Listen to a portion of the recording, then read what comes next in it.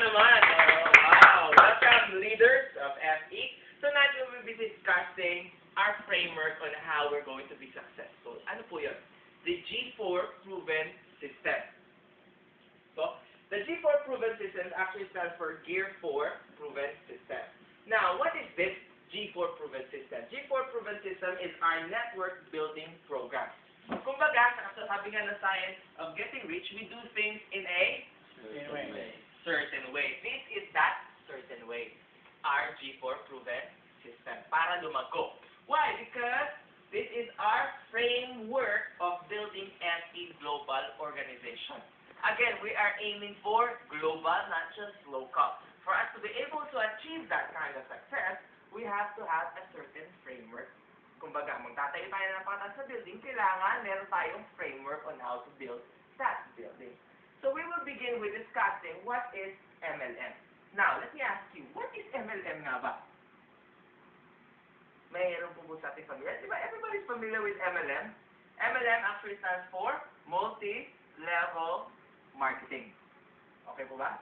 Now, multi-level marketing is actually one of the fastest growing industry. Kumbaga, di ba marami pong industry ngayon?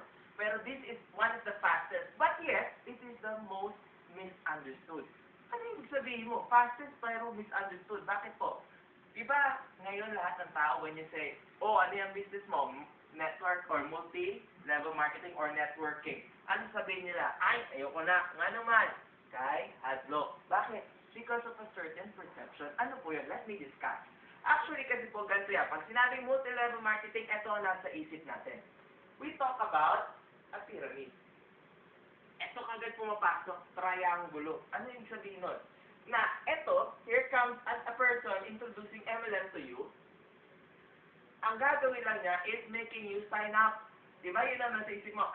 Networking na. Sign up. Diba? Magpa-member ko. So, parang ma-perception natin is looking for people who's going to sign up and work for you. Yun yung perception ng mga tao. So, kinsa ba gusto magtrabaho para sa ibang tao?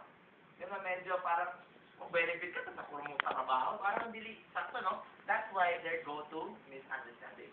Now, ang another thing is, they work their butt out or their effort all out 100% for what? For the income of that certain person above. Diba? Kaya medyo ayaw ko pumasok na bakit ikaw raw mo kita. Magkayod ko na magkayod, ikaw raw mo kita sa iyong daghang pera. And the last thing is, the next after getting is, the person on top or the person who recruits you does a small effort or mas daghan pa ang tulog. O diba? Mas daghan pa siyang walay gibuhat. Yan ang perception o yan ang understanding ng tao is multi-level marketing. Pero sayop yan. This is what we call pyramiding. This is not the legitimate MLM. Ano ba po kasi ang legitimate? Actually, it's a complete opposite. From the diagram pa lang, opposite na nga naman. Kaya ganito po ang multi-level marketing na legitimate. Opposite or reverse triangle. But actually, let me illustrate more or clarify it with adding two more triangles. This is you. Let's say this is you. Okay. Now, you're going to get people. You have to start with this business, right? When you start with this business, actually, let's say this is the first part. The first to 4 months of your working period. Now, what do you do here? Dito ka magsugod prospect, di ba? But the first thing is you get in. By getting in, you exert effort.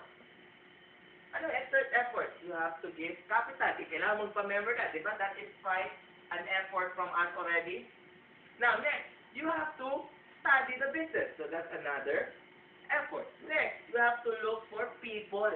Di ba? You have to look for people. So basically, you are actually giving more effort on your starting point. Rather than the perception here na wala kang, wato mo, hanap ka lang. No. Actually, dito po ang mas maraming effort coming from you. Now, with that much effort, it's not tantamount to your kung kumbaga pumapasok sa'yo. Why? although with that big effort, you still have, let's say these are the people that you get, you have fewer people. Okay, of course, daghan ang ibitahon mo, so, sa 100 na i-introduce mo business, upatra, pulo lang ang musulod, di ba? Di ba? Are you feeling that? Okay, so meaning to say, you get fewer people. Now, by having fewer sponsors, you will be receiving fewer compensation, right? But as you go on to your 5 to 8 months of working this business, what will happen? You have lesser work. All you need to do is concentrate on the business. I mean, you go on, dahil marami na dito, nagkaroon ka ng 4, what will happen? You will now be working with these people. So, kumukonti na yung effort mo, pero dumadami yung tao under sa'yo, and dumadagdag na rin yung compensation. So, on your third stage, which is your 9 to 12 months, what will happen? Continuously, your effort is getting smaller. Kaya nga no, isa na yung gibuhati mo, you teach, train, empower. Kaya na lang, you already got your first 4 people. Now, as you go on onto this network marketing business or the MLM, to 18th month, ano mangyayari? You have lesser effort. Diba? Pero bigger ang tami organization and bigger compensation. That is actually the legitimate MLM. Can you see the distinction? Yes. Diba? So, klaro. Now, with comparing this, kaya po yan ang actually nag-create ng more millionaires in just 10 years. It is the only industry that created many millionaires for just 10 years. And also, it is being approved. Kung mag-isip mo, ba yan? Illegal ba yan? Yes, it has been approved. This legitimate MLM has been approved already since 1979 by the U.S. Federal Law. So, kung US po na-aprobahan, of course, ako ang bansa po. Diba? So, it means to say that it is not illegal. Okay. And also, multi-level means, multi means more than one. So, this is where leveraging comes in. Diba? And level means from one generation to another generation. From this generation to the next generation to the next generation. Now, also, when we say marketing means the transferring or the moving of product in your organization. Okay, now let's go to sponsoring. What is actually sponsoring? Okay, sponsoring makes our FEMLM business grow. Kung di tayo mag-sponsor, dili mo sugod o hindi mo andar ang ato ang business. Because basically, this is the backbone. This is the thing that makes our business grow. So without sponsoring, walang success na naitabo. Next, sponsoring means to teach people, to teach the people they bring into the business all they know about the business. This is actually teaching people everything that you know about the business. Kumbaga, you don't just simply get people, then let them sign up, then bahala na sila. No, because that is not sponsoring. That is recruiting. Here in our business, ang kailangan natin gawin is sponsoring. Meaning to say, you invite people, and when they enter, you go with them. You teach them the same system. Kuha? Yun po yung sponsoring. Sponsoring is like breathing. So, kumbaga, para tayo mabuhay araw-araw, kailangan humihinga tayo. So, by sponsoring and sponsoring and sponsoring, our business is continually living or growing. Okay, the sponsor has the responsibility to teach, train, and empower his sponsored friends. Now, every sponsor, for example, PD Boyan, you are responsible for your leaders. For what? For them to be taught well, for them to be trained well, and for them to be empowered. Okay po ba? That is your responsibility, and that is actually what we call sponsoring. Cool. Everybody understood? Alright. Now let's go to the next topic. The first 4 napkin presentation. Okay, the first 4, napkin presentation. Actually, in this business, simple lang ating ginagawa. We're actually in the principle of multiplication. Ano yung multiplication? Duplication. Sorry, duplication. Duplication comes from... Alright, so, di ba po, sino po sa atin nakakaalala sa ating business strategy? Di ba, we get 4, we get 4, we get 4. Do you think some of us might think, will it really work?